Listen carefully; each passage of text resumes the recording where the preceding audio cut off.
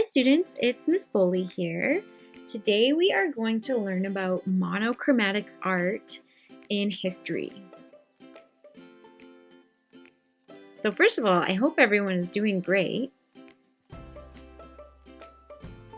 And second of all, here is our topic for the day, or our question for the day. So monochromatic is a very long word. I would like you to try to guess what it means based on the art that I'm going to show you. So have a look at the images and try to make a guess about what monochromatic art might be. And the reason why we're doing this is so that we can practice looking at and thinking about art. So here is a painting by Joseph Albers, and it is part of his series of art called Homage to the Square. So he painted a whole bunch of paintings, pretty much with only squares in them. So let's have a look at some more. Here's some more of Joseph Albers' square paintings.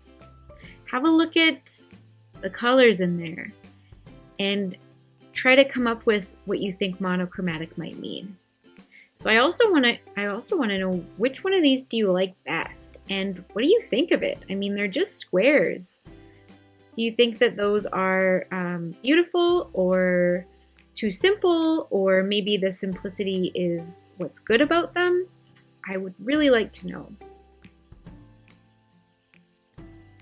Here are some more of Joseph Albers' square paintings. These ones are mostly in the yellow and orange range. All right, so I'm guessing that you probably guessed based on the artwork I showed you and our lesson last week that monochromatic art is art that uses only one color plus either white or black added in. So it's only one color plus different tints and shades of that color. So we're going to look at some more examples of monochromatic art, and then we're going to do an activity to make our own monochromatic art. All right, so here are some more examples. So I'm sure you've heard of the artist Pablo Picasso. He's a very famous artist. Everyone seems to know his name, but he had a period of time in his life when he only used the color blue. Well, I guess a couple of other colors, but mostly only the color blue with black and white added in. So tints and shades of blue. And this was known as his blue period. It was a few years long where he only would use the color blue. So here are some paintings from Picasso's blue period. So over here we have a painting called The Tragedy. And over here we have a painting called Blind Old Man with Boy.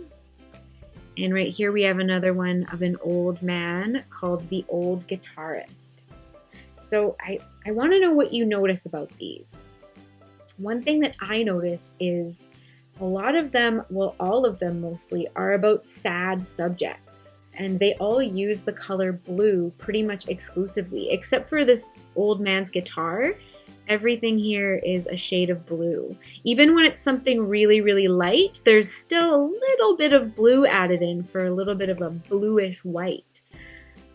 So here is one more example of Picasso. So after he went through the blue period, he was clearly really sad and going through some stuff. He moved into the rose period, where he used mostly rose or pinks and reds. And if you notice in this one, the actor, we do still have a little bit of blue in this person's clothes.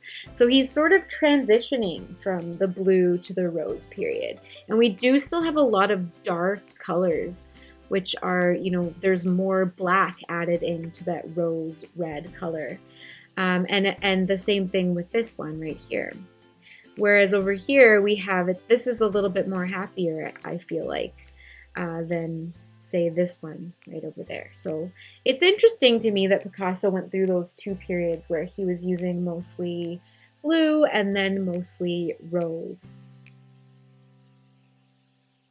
So let's compare something from the blue period to the rose period. How do these make you feel? Is there a clear feeling of, sadness over on this side and a clear feeling of happiness over on this side? Or maybe not so much? What do you think? Either way, I do think that color can have a big impact on how artwork makes us feel when we look at it. All right, we're going to do our own monochromatic photo.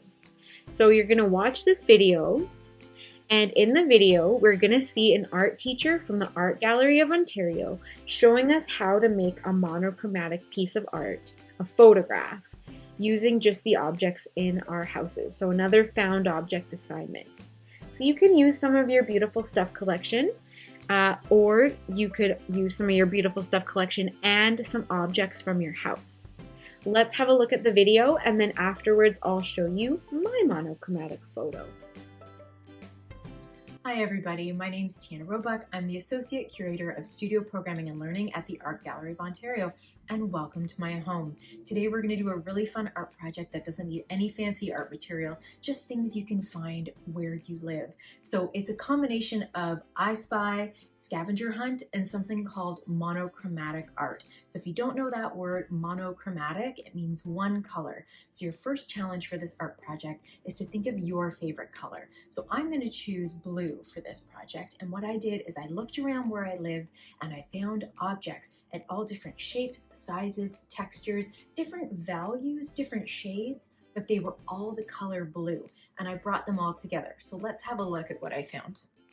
These are all my objects. I'm going to give you a quick tour. So I found some blue gemstones, a pair of scissors, a carabiner, a sanding block, some embroidery floss, a toy car, pens and markers, glass vases, ceramic vases, a really cool vintage electric insulator, plastic lacing. I've got an eraser, wool balls, crayons, sequins, hair scrunchie, stamps, action figure, flashlight, all kinds of wild stuff that I brought together all in the color blue. So here's the next part of the challenge, is to sort all these objects into an arrangement that is visually satisfying for you. So here are my tips on how to do it. You can sort all the objects by size, going from things that are big to small. You could sort them by texture, for example, things that are rough and smooth. You could sort them by things that are shiny and things that are dull. You can sort them by things that are transparent, like this piece of glass, which means you see through it, or things that are opaque, which means you can't see through it, like this sanding block. And once you have an arrangement that feels really good to you, you're going to take out your camera or your phone. I've got my phone here, and you're going to take a photo of it, just like that. And then once you have that, you have your finished monochromatic piece of art, and you're going to share it with us at the hashtag #AGOFromHome.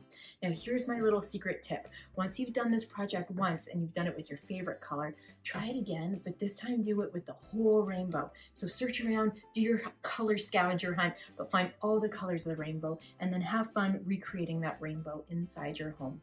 I hope you had fun today, and I hope you join us for more fun art projects in the days to come. Bye. I hope you all have fun creating your monochromatic photo as shown in the video.